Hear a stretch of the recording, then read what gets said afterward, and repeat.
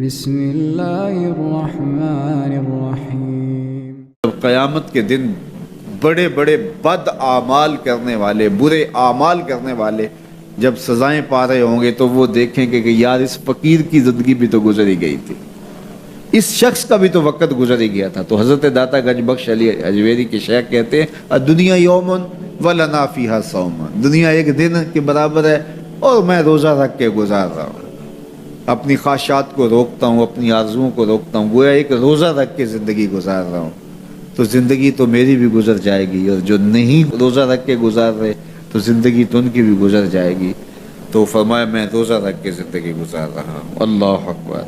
اس لیے اچھے لوگوں کی صحبت اختیار کرو، نیک لوگوں کے پاس بیٹھا کرو۔ یہ میری اور آپ کی ضرورت ہے کہ اچھے لوگوں کی صحبت میں جا کے بیٹھیں۔ جب اچھائی کی مجلس میں آپ بیٹھیں گے، میں بیٹھوں گا، تو کوئی خیر کی بات ملے گی جو ہماری آخرت اور دنیا کی بہتری کی ضامن بن جائے گی۔ یا جتنی دیر بیٹھے رہیں گے مجلس میں، کم از کم اتنی دیر تو برائیوں سے، گناہوں سے بچے رہیں گے اور دل میں نور اترتا رہے گا۔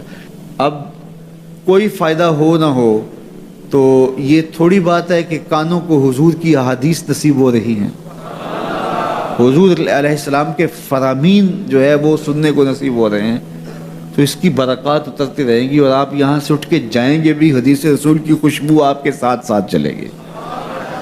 تو اسی طرح برے شخص کے پاس بیٹھنے سے یا تو برائی اثر انداز ہوگی، اور اگر نہیں ہے تو پھر نیکی اثر انداز ہوگی۔ آپ اور میں جب سکول پڑھتے تھے، یہ میں اس دور کے بچوں کی بات نہیں کر رہا، یہ کم از کم جو 35-40 سال سے اوپر کی عمر کے ہیں، تو 8 آنے ملتے تھے روز، یا کوئی 1 روپیہ ملتا تھا، تو اس وقت 1 روپیہ بھی بڑا لگتا تھا۔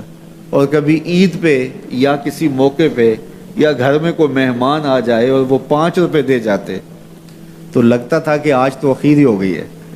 تو اس وقت 5 روپے بھی بڑے لگتے تھے، اس لیے کہ اس وقت ہمارے پاس لاکھوں نہیں تھے، تو 5 بھی بڑے تھے۔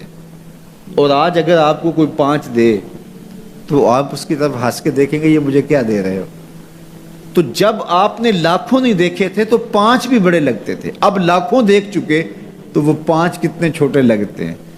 تو آج 60 سال بڑے لگتے ہیں، لیکن جب قیامت کا ایک دن 50,000 سال کا دیکھیں گے تو یہ بہت چھوٹا سا دن لگے گا۔ تو حضرت شیخ ختلی بولے الدنیا یومن، دنیا ایک دن ہے، وَلَنَا فِيهَا صَوْمٌ، اور ہم اس کو روزہ رکھ کے گزار رہے ہیں۔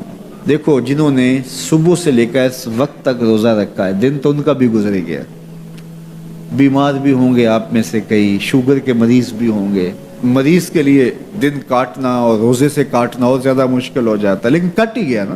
تو جب ہم روزہ افطار کر رہے ہوں گے، ٹھنڈا اور میٹھا مشروب حلق سے نیچے اتر کے رگوں کو تر کر رہا ہوگا، تو ایک عجیب طمانینت ہوگی۔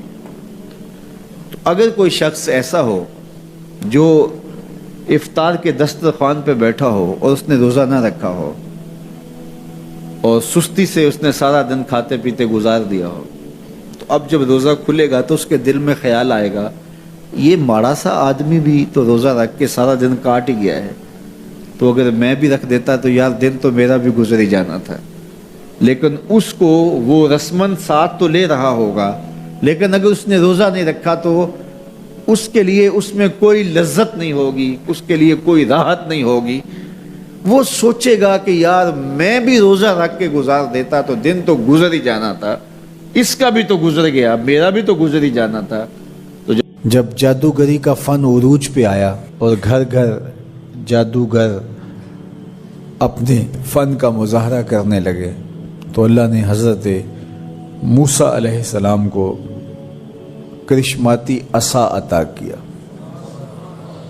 جو جادو کے فخر کو توڑ کے رکھ دیتا ہے، کبھی اژدہا بن جاتا ہے، کبھی ٹارچ بن جاتا ہے، کبھی اتنا لمبا ہوتا ہے کہ پتے جھاڑ لیتے ہیں، کبھی ٹیک لگا کے کھڑے ہو جاتے ہیں۔ تو یہ عصا ان کو بطور معجزہ عطا کیا گیا جب جادوگری کا فن پورے عروج پر تھا۔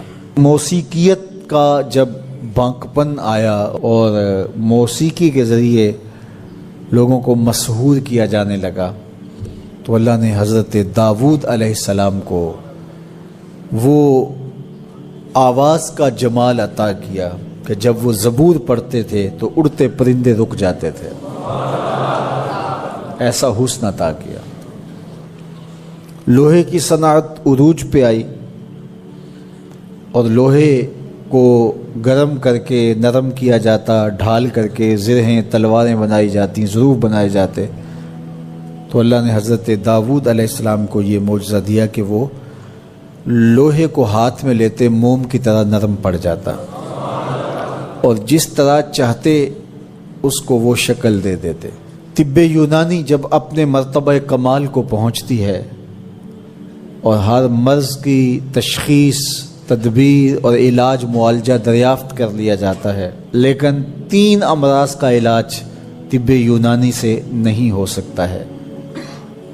مادرزاد اندھے کی آنکھوں میں روشنی نہیں رکھ سکتے، کوڑی کے جسم کو شفا نہیں دے سکتے، تیسرا ان کے پاس موت کا علاج نہیں ہے۔ تو طب یونانی کے عروج کے زمانے میں حضرت عیسیٰ آتے ہیں تو ان تینوں مرضوں کا علاج لے کے آتے ہیں۔ مردے کو ٹھوکر مارتے ہیں، وہ اٹھ کے باتیں کرنے لگ جاتا ہے، کوڑی کے جسم پہ ہاتھ پھیرتے ہیں، اسے شفا مل جاتی ہے، نابینا کی آنکھوں پہ ہاتھ رکھتے ہیں، نور اترنے لگتا ہے۔ مصر کے کوچہ و بازار میں جب حسن والوں کے حسن کے چراغ جلنے لگے اور ایک سے بڑھ کر ایک حسین دل لبھانے لگا، ان کی عشوہ ترازیاں نیندیں اچاٹ کرنے لگی، تو اللہ نے حسن و جمال کے زمانے میں حضرت یوسف علیہ السلام کو معجزہ جمال دے کے بھیجا، اور جب ان کے جمال کا، حسن کا چراغ روشن ہوا تو سارے دیے بجھ گئے، اور جنہیں ناز تھا اپنے حسن پہ وہ اپنی انگلیاں کاٹتے ہوئے دکھائی دیتے ہیں۔ تو ہر دور میں ایسا ہوا۔